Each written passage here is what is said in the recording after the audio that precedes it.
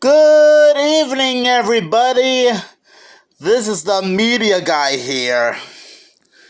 And yes, as you saw from the title and thumbnail of this video, today I'm here to share my thoughts on Arthur Christmas, which I actually watched for the very first time earlier today, and now I'm here to share my thoughts on it.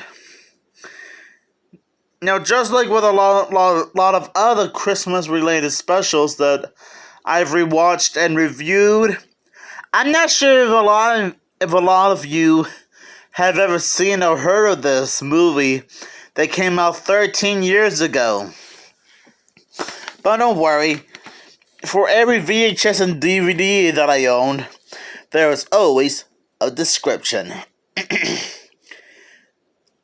How can Santa deliver billions of presents in the whole world in just one night, with an army of 1 million combat-style field elves and a vast state-of-the-art control center under the ice of the North Pole? Boy, we got some science fiction spy stuff up in this joint. So how can this incredible operation have missed one child? To Santa's young son, Arthur threatens to end the magic of Christmas. With retired grandson, a rebellious young elf, an old sleigh, and some untrained reindeer, oh boy, Arthur sets out on a crazy mission to deliver the last present. Deck the halls with excitement, fun, and wonder in the new Christmas classic. Not gonna lie, this is one wonderful sorry for the tongue twister and stutters in there. Sorry for the tongue twisters and stuttering there. What I was trying to say is Arthur Christmas is a very enjoyable holiday movie for all fans alike. I like the idea of having the elves be like secret agents trying to help Santa deliver so many presents without being seen. It's kind of giving me James Bond Spy Kids vibes, which that might seem a little bit odd by today's standards, but hey, sometimes most Christmas specials can do all sorts of unique things when you think about it. The animation is spectacular. The story is pretty simple and easy to follow. I mean, I did read the description on the DVD that pretty much explains everything in a nutshell. Or in this case, in a holiday nutcracker. Okay, that was probably a terrible joke, and I'm sorry about that. But other than that, there are so many things to like about this movie. And the characters are pretty relatable. Especially our main character, Arthur. He's a very lovable guy to hang out with as a friend or as a relative. I don't blame Arthur for being worried and concerned about one present not being delivered to this harmless girl, Gwen.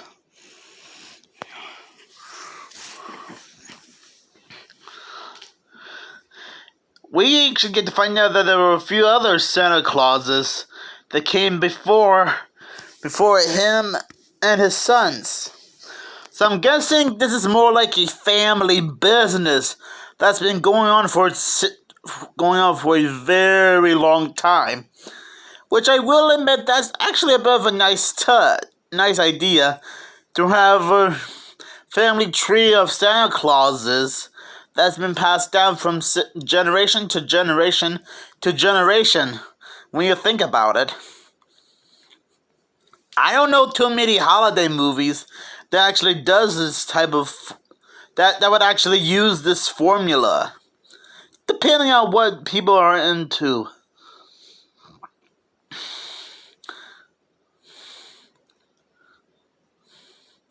There are a lot of funny moments from here and there. Like Arthur and his Santa grandfather, and a little elf named Brogeny. No, wait, I think I must have messed up that line. That name. But I do like the part where they were trying to figure out how to get the old sleigh working. Because when you think about it, this Santa Claus uses some kind of high-tech sleigh that looks like a spaceship that you would see in Star Wars or Star Trek, instead of a regular sleigh. I do like the part where they accidentally went to Africa instead of Trelew, England. Oh yeah, that's another thing I like. When they arrived at the first Trelew city, they found out that it was Trelew, Mexico, not Trelew, England. Who knew that there's two different countries with the same city? And so I can understand that there will be a mix-up.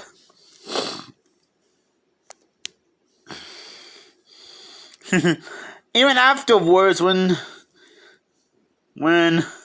Arthur, Grand Santa, and the little elf buddy arrives to the right place, Steve goes to the Trelew, Mexico City to deliver a different type of bike to a random boy who ends up crying when his new bike gets taken away. It's a little bit sad, but I just couldn't help but laugh at it a bit.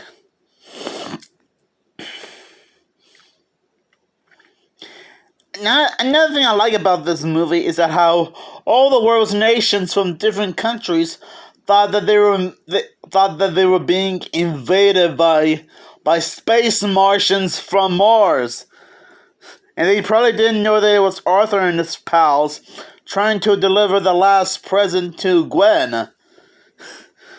Talk about another misunderstanding. It could have been worse. It could have been the devil. It could have been the devil delivering body parts to different kids. Wait.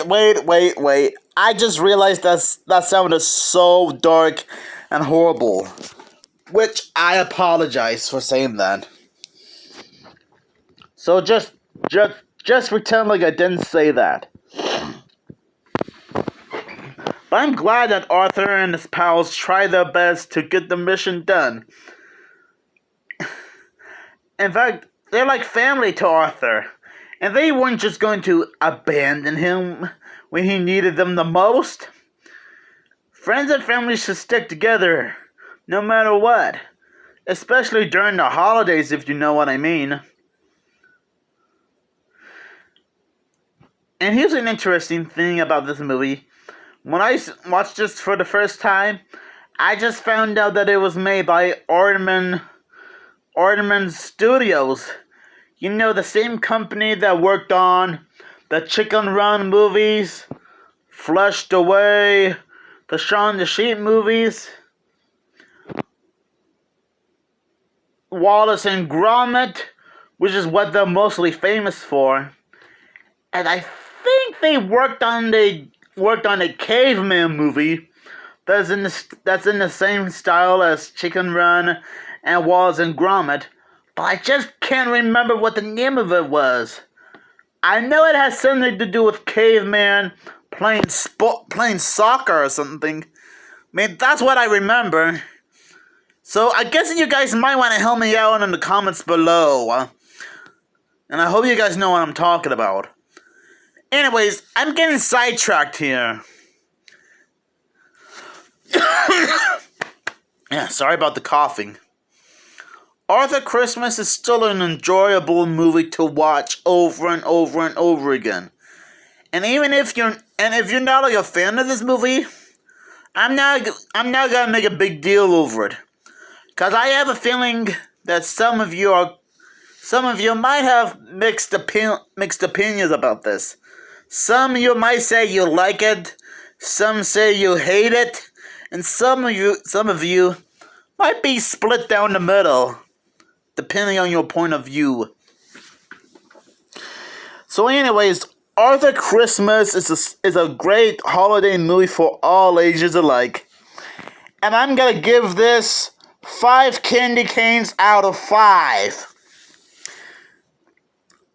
So anyways, thank you guys for watching.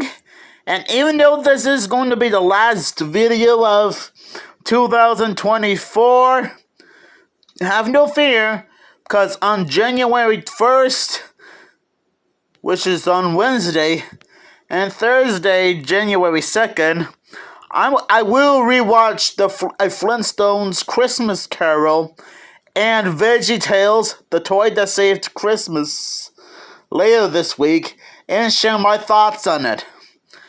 So I guess that technically means this will be the last video of 2024, and the other 2 holiday movies I mentioned, A Flintstone Christmas Carol and The Toy That Saved Christmas, will be the first 2 videos of January of 2025. Who would have thought? We all gotta expect something. But anyways, have a great weekend, and Happy New Year! And Merry belated Christmas too! Ho ho ho!